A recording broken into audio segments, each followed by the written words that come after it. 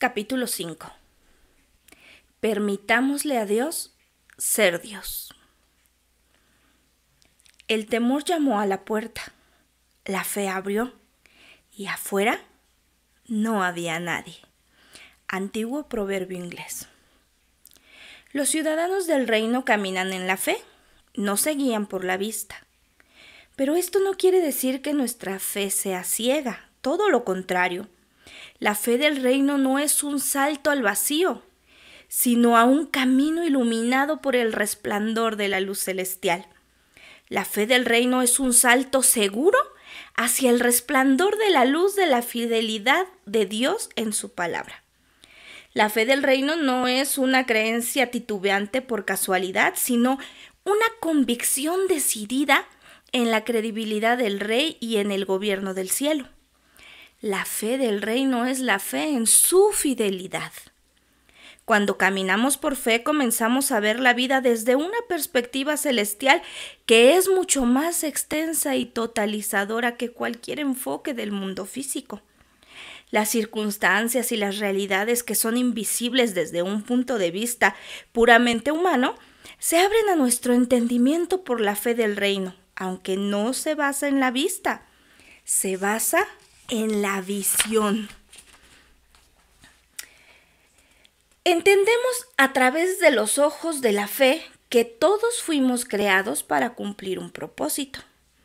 Dios tiene una razón para todo lo que hace o permite. De modo que no es un accidente el hecho de que usted y yo estemos aquí en la tierra. Dios tiene un plan y un propósito para su vida.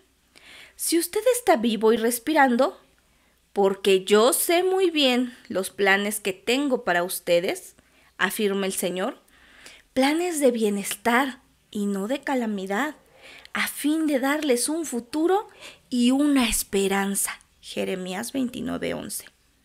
La palabra esperanza no se refiere aquí a los deseos o ilusiones humanas, sino a una certeza que se basa en la integridad inquebrantable de la promesa de Dios. Aun si no es evidente todavía, podemos confiar nuestro futuro a Dios porque su palabra es verdadera y porque a medida que caminamos en la fe, Él nos da una visión relacionada con su propósito para cada uno de nosotros. Su propósito es que tengamos una visión clara de lo que nos conviene para nuestra vida. Y esta visión se revela por medio de la fe. Muchas personas viven toda su vida moviéndose de un lado para otro y jamás descubre quiénes son ni qué debieron hacer. La vida del reino significa que yo soy sacado de la oscuridad de lo desconocido hacia la luz de Dios para cumplir su designio. Pero ustedes son linaje escogido, real sacerdocio, nación santa, pueblo que pertenece a Dios, para que proclamen las obras maravillosas de aquel que los llamó de las tinieblas a su luz admirable. Ustedes antes ni siquiera eran pueblo, pero ahora son pueblo de Dios. Antes no habían recibido misericordia, pero ahora ya la han recibido. Primera de Pedro 2, 9 y 10. Somos los hijos de la realeza celestial porque somos ciudadanos del reino y linaje escogido de Dios. A los hijos de la realeza terrenal los preparan desde el nacimiento para que sepan que son príncipes y se alisten para lo que deben hacer y practicar de la manera que cómo se deben comportar para ser príncipes y princesas. El reino de Dios funciona de la misma manera. Él nos da a cada uno la visión de quiénes somos y qué quiere que hagamos, y nos va preparando para la misión de nuestra vida que ha sido diseñada por nuestro Rey y Padre. Cumplir con esa misión es realizar el plan de Dios y nuestro propósito en la vida. La fe del reino nos ayuda a ver y a entender la visión de nuestro Padre. ¿Qué visión le dio a usted? Una cosa es cierta, cualquiera que sea su visión, la autenticidad de ella será probada mediante todo lo que suceda en su vida. Nadie está exento de las pruebas en la vida, y esto es particularmente cierto para los ciudadanos del reino. Haber nacido es lo único que se requisita y que es necesario para depender de Dios. En términos generales, las pruebas que afrontamos van a estar relacionadas con la visión que hemos recibido de Dios. De este modo, la forma más segura para evitar las grandes pruebas en nuestra vida es decir simplemente que no cumplir con nuestra visión. Dicho de otro modo, decidamos simplemente no ser nosotros mismos y no tendremos demasiados problemas en la vida. Desde luego, también terminaremos con las manos vacías. Pero desde el momento en que comencemos y decidamos luchar por nuestra misión, nos disponemos para recibir las pruebas. Dejemos de creer la mentira de que las pruebas son una señal de que estamos fuera de la voluntad de Dios. En absoluto. Las pruebas son una señal de que estamos en su voluntad. Al diablo no le importa tratar de detener a alguien que en todo caso no va a ningún lado. La autenticidad de nuestra visión va a ser probada. Esto significa que Dios concibió la vida de tal forma que nos prueba para ver si es auténtico lo que declaramos que Él nos dijo. Si no deseamos ser probados, hagamos pocas cosas o no hagamos nada. Recordemos, si uno no se propone nada para su vida, siempre va a dar vueltas sin llegar a ninguna parte. Pero, ¿qué mérito tiene eso? Cualquiera puede fracasar en la vida. Se requiere tomar una decisión y tener fe para tener éxito. Realizarse como persona en la vida significa entender la visión de Dios, ponerse a la altura de las circunstancias, luchar por este propósito y recibir de buena manera las pruebas que llegan como oportunidades para demostrar que la visión es auténtica. La prueba no llega para destruirnos, sino para probar nuestra visión. Jamás conoceremos quiénes somos en realidad hasta que seamos probados. Dios nos permite las pruebas en nuestra vida porque quiere que crezcamos y no que quiera que seamos destruidos. Las permite para que podamos descubrir si realmente confiamos en Dios y cuán a fondo creemos en nuestra misión. Abraham fue probado precisamente de esta manera. Dios le prometió un hijo a Abraham en su vejez a través de Sara, su esposa estéril. Abraham vio finalmente nacer a Isaac a través de la mujer con la cual Dios le prometió hacer una enorme nación después de esperar 25 años para el cumplimiento de esta promesa. Luego, Dios probó a Abraham ordenándole que lo ofreciera a Isaac en un holocausto. Esto ocurrió cuando Isaac era un joven, quizás en su adolescencia, pero Dios nunca tuvo la intención de que Abraham lo realizara. Estaba probando la fe de Abraham. ¿Hasta dónde habría llegado Abraham en su obediencia a Dios?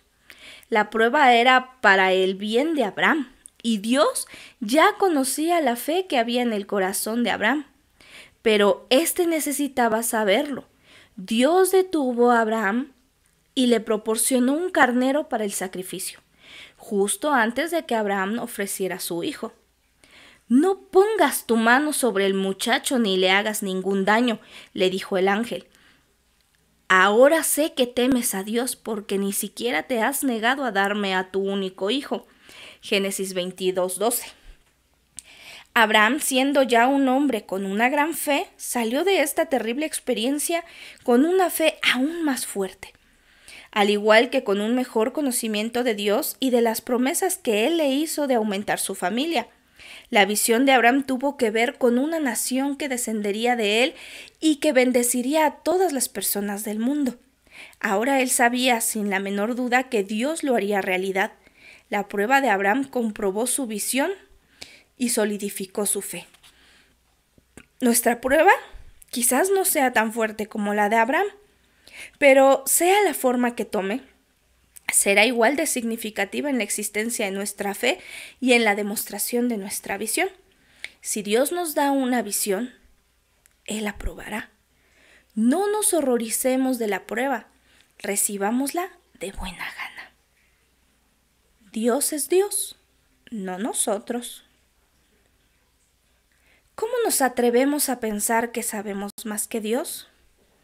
Persistimos en creer que de alguna manera podemos manejar nuestra vida mejor de lo que lo hace Dios, a pesar de todos los errores que cometemos y por mucho que fracasemos.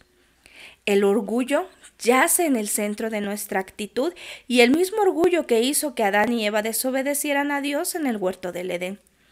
Debemos humillarnos y aprender a permitirle a Dios que sea nuestro Dios. Él es Dios, no nosotros. Con el tiempo fracasará cualquier cosa que sea obligada a funcionar de una forma contraria a su diseño. Si tratamos de ser nuestros propios dioses, solo nos agotaremos por la frustración y el fracaso. Aún más que eso, nuestra vida correrá peligro porque Dios no tolerará ningún rival. El único camino apropiado, sin mencionar el más seguro, es aceptar humildemente nuestra condición, tal como fuimos creados, poco menos que un Dios. Salmos 8:5. Y permitirle a Dios ser Dios. Esto significa que debemos aceptar nuestras limitaciones al mismo tiempo que reconocemos que Dios no tiene ninguna. Hablamos en el capítulo 1 sobre cómo conocer nuestras limitaciones, cómo saber por cuáles cosas somos responsables y por cuáles no, y también qué podemos y no podemos hacer. Nos concentramos ahora en la otra cara de la moneda. En primer lugar, hay cosas que solo Dios puede hacer. Solo Dios puede crear un universo físico de la nada. Lo mejor que podemos hacer es fabricar algo con un material disponible al alcance de la mano. Solo Dios puede crear vida.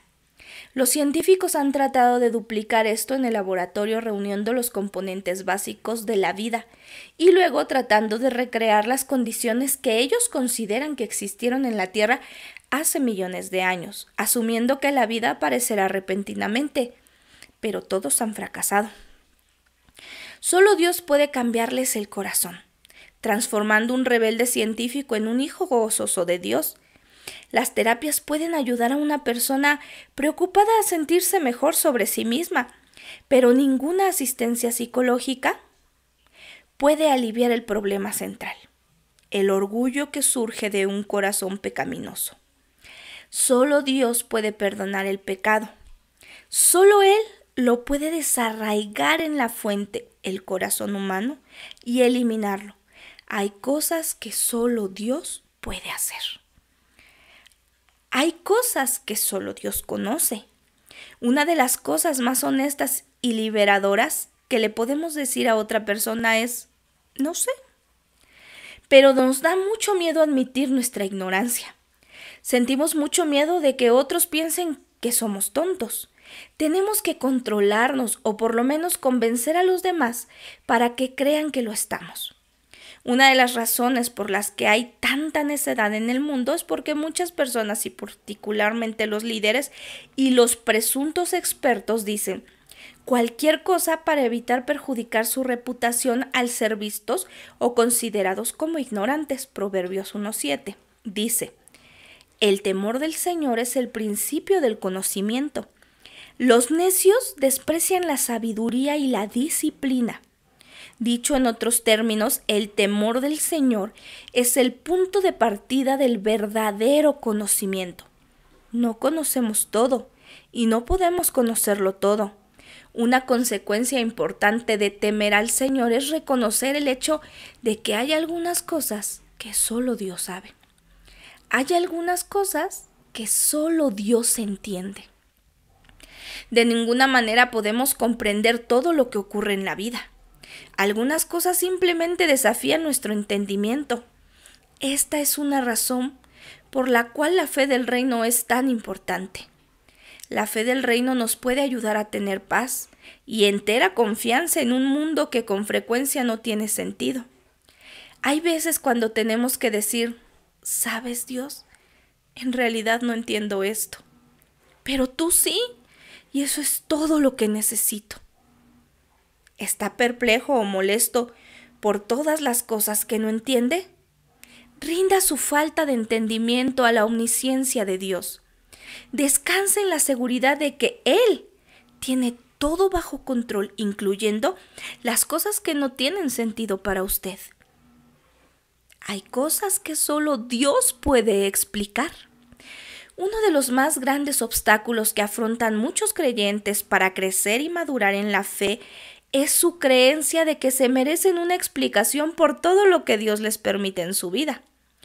Dios no tiene ninguna obligación de explicarse a sí mismo ni sus acciones a ninguno de nosotros, tal como lo vimos en el capítulo 4.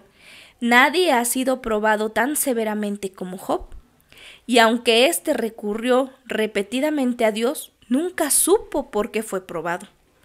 Cuando Dios habló finalmente con Job, lo hizo para desafiar su pretensión de discutir la vida a la altura de Dios. Dios nunca le reveló a Job la razón de sus pruebas, aunque Job vio a Dios como es Él y reconoció su propio atrevimiento y se arrepintió en polvo y ceniza. Job 42:6. Se alegró al permitirle a Dios ser Dios, lo cual significa aceptar el hecho de que hay algunas cosas que solo Dios puede explicar y que Él quizás no siempre decida hacerlo. El resultado de todo esto es que debemos conocer nuestros límites. Debemos aprender a cambiar las cosas que podamos, a aceptar con agrado las cosas que no podemos cambiar y estar en paz con la armonía que Dios estableció. Todo es posible con Dios, de modo que cuando se enfrenta a lo que no se puede resolver, a lo desconocido, a lo incomprensible y a lo inexplicable, deposítenlo en las manos del Dios de lo imposible. Concebidos para las pruebas. Al final, la fe es el único medio que tenemos para entender al mundo y encontrar significado en la vida. Algunas cosas resultan imposibles de explicar y exceden nuestra capacidad humana para entenderlas. Todo lo que tenemos para seguir adelante en esas situaciones es la fe.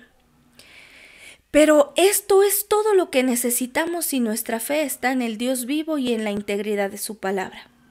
La fe crea confianza. La falta de confianza es un síntoma de la fe. Es un síntoma de que falta y está disminuyéndose la fe.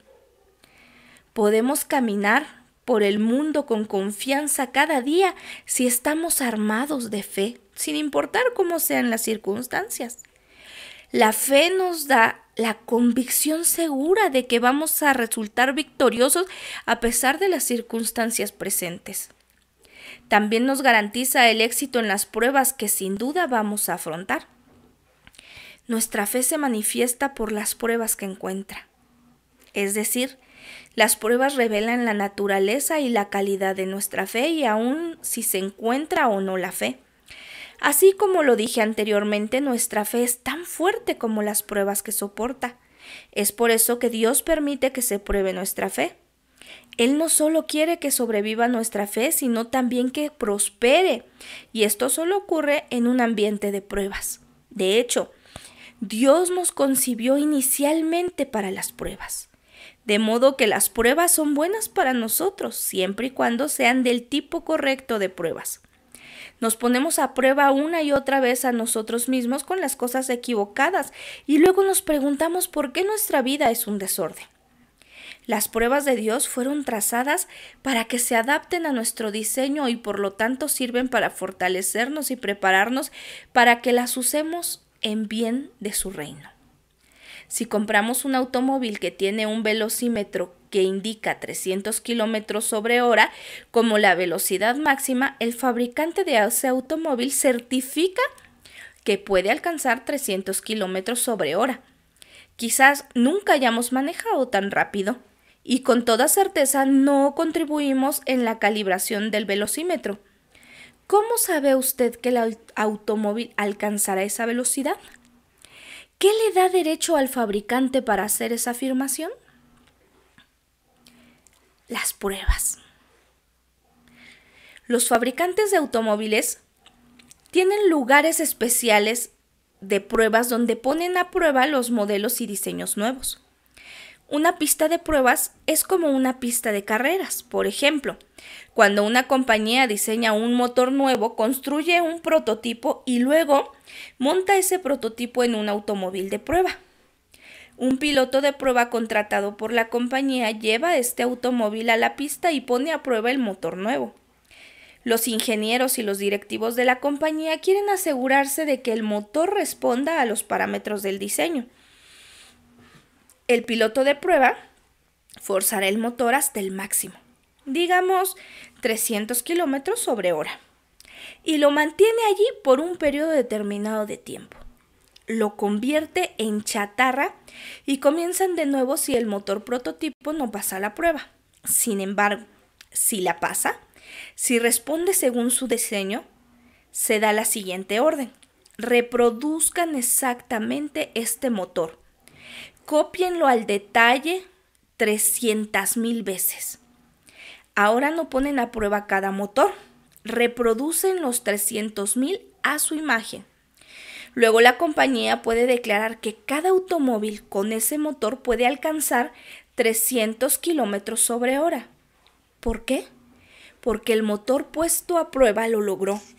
Y si lo logró el motor de prueba, entonces cada motor hecho a su imagen y semejanza debe poder también lograrlo. Jesús le dijo a Pedro, la noche antes de morir: Simón, Simón, mira que Satanás ha pedido zarandearlos a ustedes como si fueran trigo, pero yo he orado por ti para que no falle tu fe. Y tú, cuando te hayas vuelto a mí, fortalece a tus hermanos. Lucas 22, 31 y 32. Pedro estuvo a punto de ser probado y fue restaurado y fortalecido como nunca antes. Tras la pena y el amargo remordimiento por negar a Jesús, luego podremos fortalecer a otros cuando pasemos la prueba. Si atraviesa por un momento difícil, esta es una buena señal de que Dios quiere usarlo como modelo. Pase la prueba. Manténgase firme en medio de las dificultades que afronta, porque Dios quiere conformar muchas personas a su imagen. Quizás usted le ruegue a Dios que no lo haga pasar dificultades en la vida, pero quizás Él quiere afianzar su confianza en Él en medio de las dificultades, porque sabe que hay algunas personas que lo observan a usted y necesitan ver que su fe es capaz de manejar todos los inconvenientes y aún salir sonriendo al otro lado. Su fe ante el estrés puede fortalecer y animar a otros para que también se mantengan firmes. Una solución. La clave para tener éxito en las pruebas es la fe sazonada con una dosis saludable de humildad. No hay una forma más rápida de fracasar que mostrar orgullo para mantenerse firme. Proverbios 16:18 dice: al orgullo le sigue la destrucción, a la altanería el fracaso. El apóstol Pablo reitera este peligro con la advertencia que le hace a los creyentes en Corinto. Por lo tanto, si alguien piensa que está firme, tenga cuidado de no caer. 1 Corintios 10:12. Dicho de otro modo, Pablo dijo que si se cree fuerte, tenga cuidado. Si cree que lo tiene todo bajo control, no se descuide. Si tiene tendencia a criticar o juzgar a otros por sus errores y fracasos, no lo haga, porque quizás usted sea el próximo. El mismo Señor Jesús dijo: dichosos los compasivos, porque serán tratados con compasión. Mateo 5:7. Esta es la ley de la reciprocidad. Si quiere ser tratado con compasión cuando fracase, sea compasivo con los demás cuando fracasen. Nadie es perfecto. Nadie es tan fuerte en la fe para ser inmune a la tentación. Dios sabe esto. Y es por eso que nos da una solución.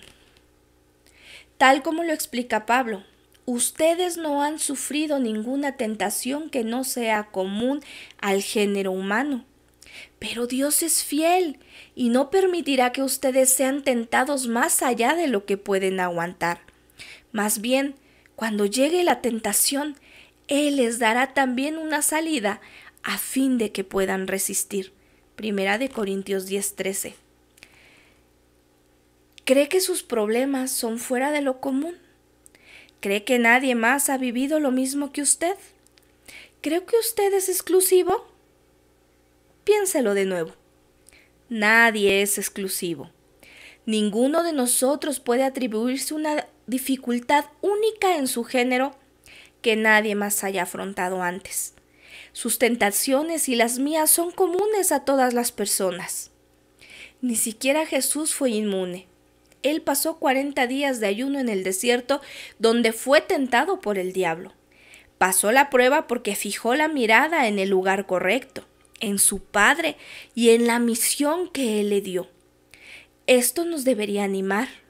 Jesús sabe cómo es la tentación, porque Él mismo la experimentó. Él entiende lo que sentimos y nos extiende su misericordia. Esto es lo que el autor de la carta a los Hebreos tuvo en mente cuando escribió: por lo tanto, ya que en Jesús, el Hijo de Dios, tenemos un gran sumo sacerdote que ha atravesado los cielos, aferrémonos a la fe que profesamos, porque no tenemos un sumo sacerdote incapaz de compadecerse de nuestras debilidades, sino uno que ha sido tentado en todo de la misma manera que nosotros, aunque sin pecado. Así que acerquémonos confiadamente al trono de la gracia para recibir misericordia y hallar la gracia que nos ayude en el momento que más lo necesitamos. Hebreos 4, del 14 al 16. El Señor Jesús nos puede mantener firmes en las pruebas porque Él entiende las cosas por las que pasamos.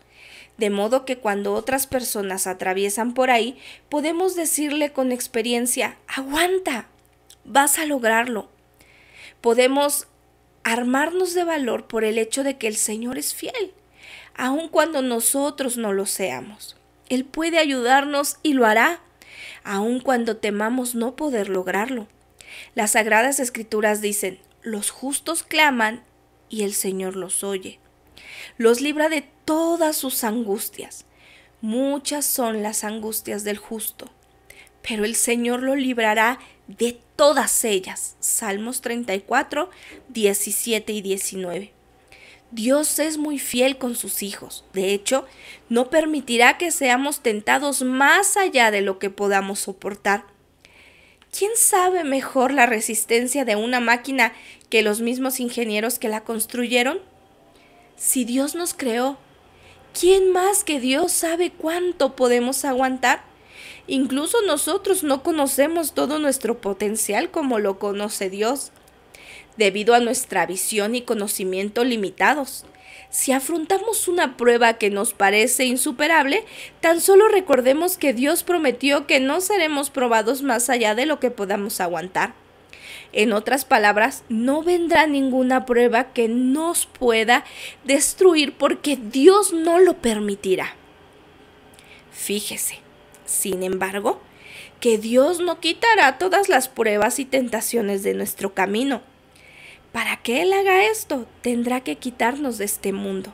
En cambio, Él limita las pruebas según lo que podemos soportar e incluso suministra la salida para que podamos resistir a ellas.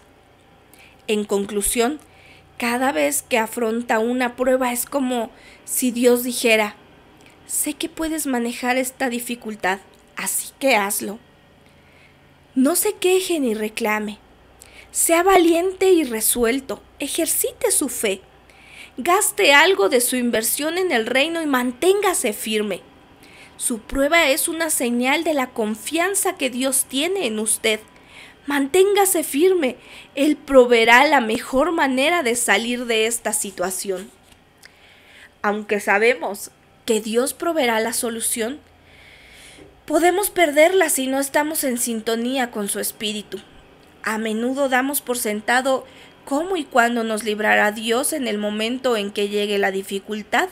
Sin embargo, en la mayoría de los casos Dios obra de maneras inesperadas. Entonces nos confundimos, nos frustramos y nos aterrorizamos cuando no vemos a Dios obrar de la forma que esperamos y quizás incluso concluimos que Él nos defraudó.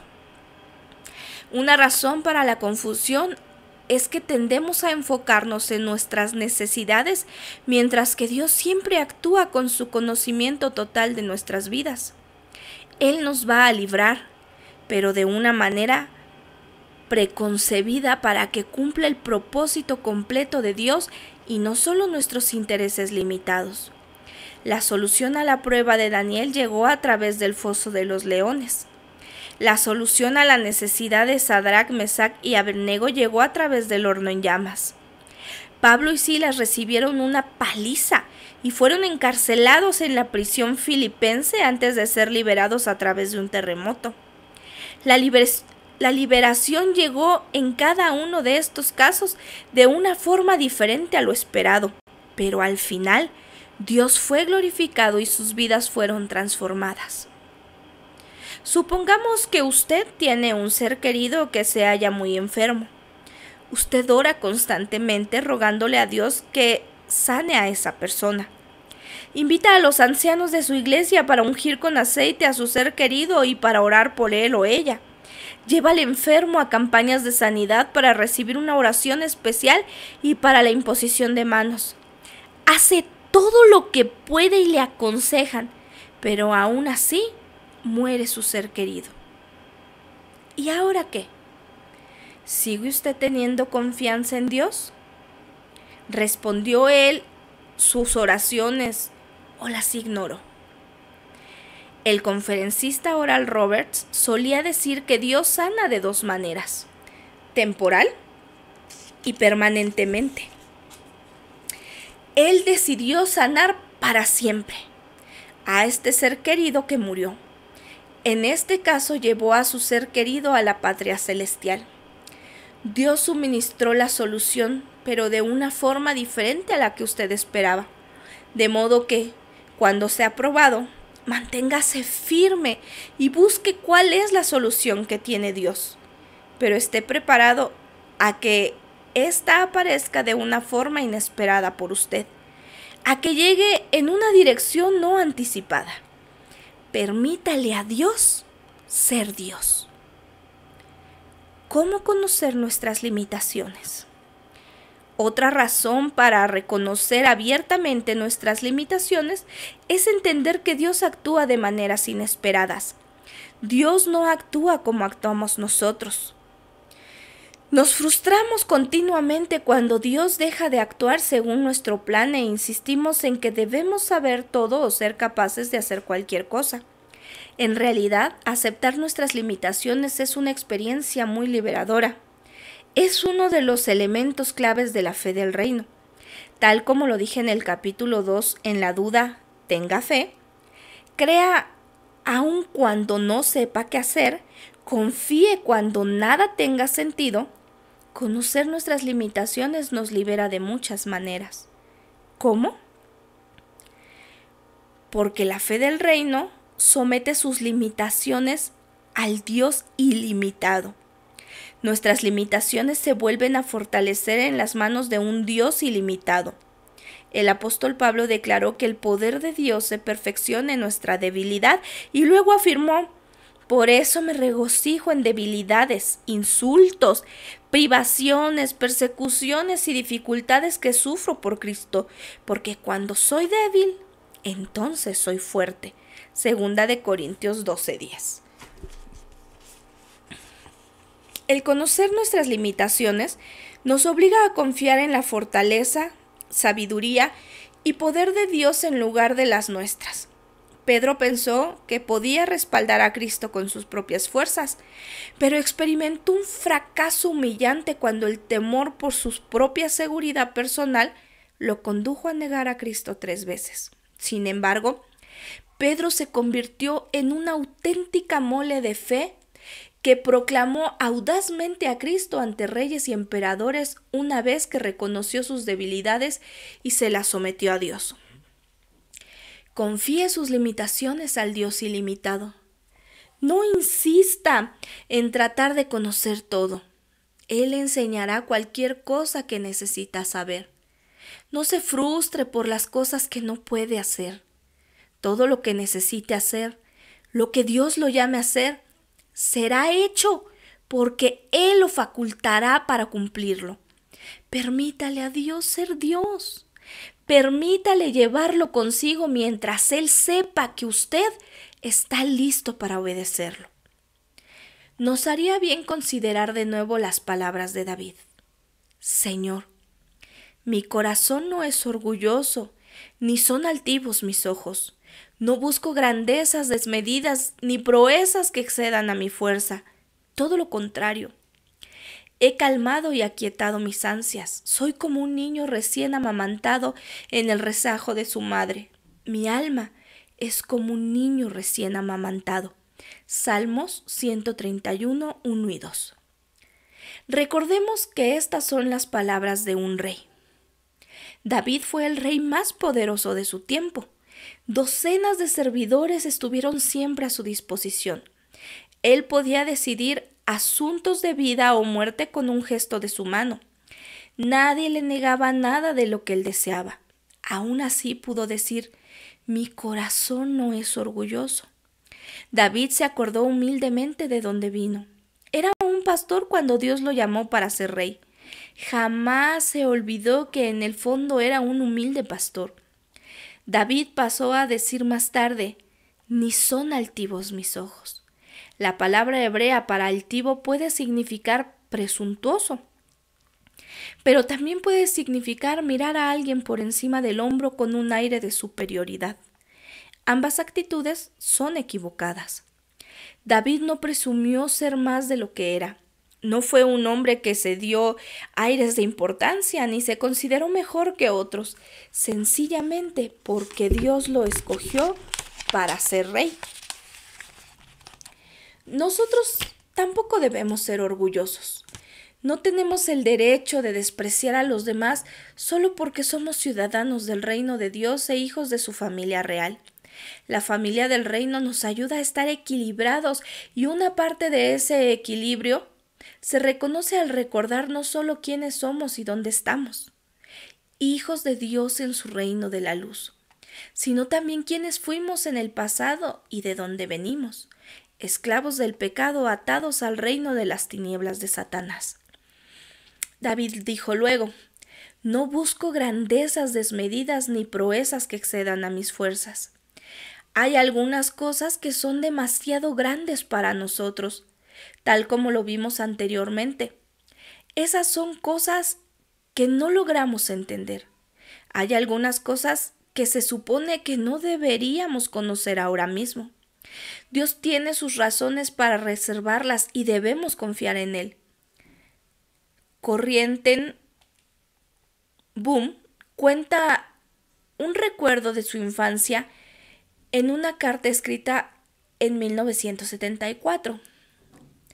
Cuando era niña, les conté, fui a donde estaba mi padre y le dije: papá, me temo que nunca seré lo suficientemente fuerte como para ser una mártir por Jesucristo. Dime, respondió papá, cuando viajas en tren a Ámsterdam, ¿cuánto te doy yo el dinero para el pasaje? ¿3 semanas antes? No, papá. Me das el dinero para el pasaje poco antes de que vayamos a subir al tren. Eso es, dijo mi padre. Y así ocurre con la fuerza de Dios. Nuestro Padre en el cielo sabe cuándo necesitarás la fuerza para ser una mártir por Jesucristo. Él suplirá todo lo que necesites, justo a tiempo. La fe del reino se contenta con esperar el momento que llamamos justo a tiempo, según la voluntad de Dios. Hay ocasiones cuando afrontamos situaciones y condiciones en la vida donde sentimos como si a Dios no le importara ni estuviera consciente de nuestros apuros. Hay ocasiones cuando Dios no dice nada o parece ignorar nuestras oraciones. La fe del reino es la confianza en medio del silencio de Dios.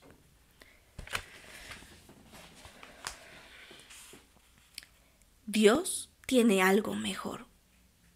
Nos aguarda algo mejor de parte de Dios. No importa qué tan prometedoras y bellas sean nuestras imaginaciones del mundo y de la vida que soñamos, aunque a veces ponemos un montón de cosas inalcanzables en nuestros sueños y por eso no podemos imaginar algo mejor, no olvidemos que nuestra visión y conocimientos son limitados. Debemos ver las cosas desde las perspectivas de Dios con el fin de tener el panorama completo.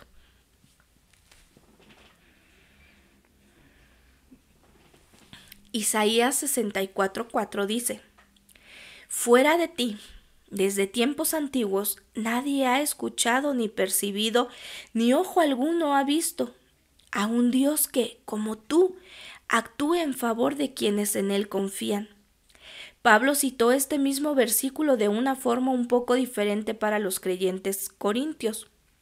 Sin embargo, como está escrito, ningún ojo ha visto, ningún oído ha escuchado, ninguna mente humana ha concebido lo que Dios ha preparado para quienes lo aman. Primera de Corintios 2:9. El alcance y la belleza de lo que Dios planeó para nosotros nos resultan incomprensibles. Es por eso que la fe del reino es tan importante, pues nos enseña a esperar lo mejor de Dios en lugar de conformarnos con lo que está en segundo lugar. Si somos fieles, Dios nos revelará ese algo mejor a su tiempo y manera. Este fue el testimonio común de los héroes de la fe en la Biblia, así como lo deja claro el autor de la carta a los Hebreos. Ahora bien, la fe es la garantía de lo que se espera, la certeza de lo que no se ve. Gracias a ella fueron aprobados los antiguos, Hebreos 1 y 2. Los antiguos patriarcas fueron elogiados por su fe. Aquí presentamos una lista de estos hombres fieles que el autor cita como ejemplos distinguidos: Abel, Enoc, Noé, Abraham, Isaac, Jacob, Moisés, Rahab, Gedeón, Barak, Sansón, Jefté, David, Samuel y todos los profetas. Aunque estas personas representan a generaciones múltiples, todos ellos compartieron una cosa en común: la fe en Dios que los sostuvo para vivir en la esperanza segura de sus promesas, aun si no vivieron para verlas personalmente. De nuevo, leamos en las palabras del autor de la carta a los Hebreos. Todos ellos vivieron por la fe y murieron sin haber recibido las cosas prometidas. Más bien, las reconocieron a lo lejos y confesaron que eran extranjeros y peregrinos en la tierra. Al expresar así, claramente dieron a entender que andaban en busca de una patria.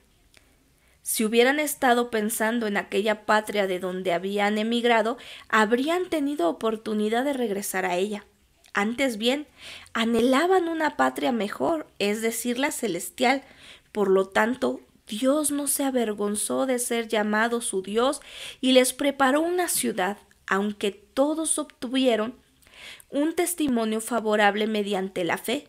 Ninguno de ellos vio el cumplimiento de la promesa. Esto sucedió para que ellos no llegaran a la meta sin nosotros, pues Dios nos había preparado algo mejor. Hebreos 11, del 13 al 16 y del 39 al 40. Otro factor común que relaciona a todas estas personas es que cada uno sufrió grandes dificultades, pero las superaron por su fe. Fueron duramente probados, pero sobrevivieron por la fe. Se mantuvieron firmes en su fe en medio de las dificultades y salieron victoriosos al otro lado. Para muchos de ellos, el costo máximo de su fe fue la muerte. Pero su muerte simplemente los hizo pasar a la plenitud de la vida eterna, con la esperanza segura sobre la cual aferraron su vida terrenal. Jamás seremos conocidos por las cosas que evitamos. Jamás seremos recordados por las pruebas que fallamos, a menos que todo lo que hagamos en esta vida sea fallar siempre. La historia no recuerda a los cobardes ni a las personas que huyeron ante las crisis. Tampoco recordará a los desconocidos y anónimos que no lograron nada en la vida porque lucharon para aumentar su fe. No. La historia recuerda siempre a la gente que vivió y murió por sus convicciones, que se mantuvo inquebrantable y a pesar de vivir con todo en su contra, porque creyeron que valía la pena la prueba de esas cosas por las cuales lucharon. Algunas personas nos recordarán por no perder la calma ante la presión y tener esperanza en medio del caos. Nos recordarán porque tuvimos confianza cuando nos rodeaba la incertidumbre. Solo una cosa nos puede dar este tipo de equilibrio en la vida: la fe del reino. La fe es el único recurso que nos permite confiar en Dios aun cuando la vida no tenga sentido. La fe es ese motivo que nos permite estar contentos a pesar de nuestra falta de conocimiento. La fe nos ayuda a aceptar nuestras limitaciones. La fe es esa garantía que nos permite creer que Dios nos recompensará al final, aún en medio de la tormenta. La fe nos asegura que el futuro es tan bello y glorioso que Dios nos purificará a pesar de la dificultad para que podamos disfrutarlo a plenitud, sin reparar en las deficiencias del tiempo presente. Esta es la fe que le permite a Dios ser Dios. Los principios del reino.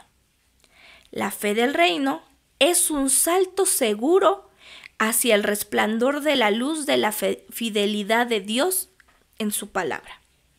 Su propósito es mostrarnos su visión para nuestra vida. Las pruebas no fueron concebidas para destruirnos, sino para probar nuestra visión. Nuestra fe se mantiene en medio de las pruebas que encuentra. Si usted atraviesa por un momento difícil, esta es una buena señal de que Dios quiere usarlo como modelo para otros que lo necesitan. La clave para tener éxito en las pruebas es la fe sazonada con una dosis saludable de humildad. La fe del reino somete nuestras limitaciones al Dios ilimitado. La fe del reino es la confianza en medio del silencio de Dios.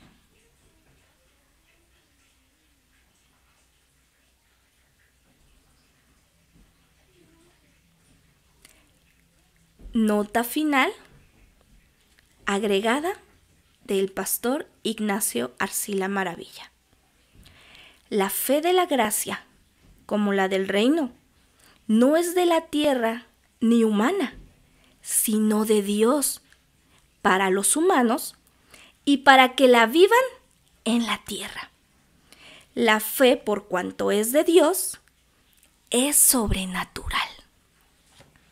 Hasta aquí el capítulo 5.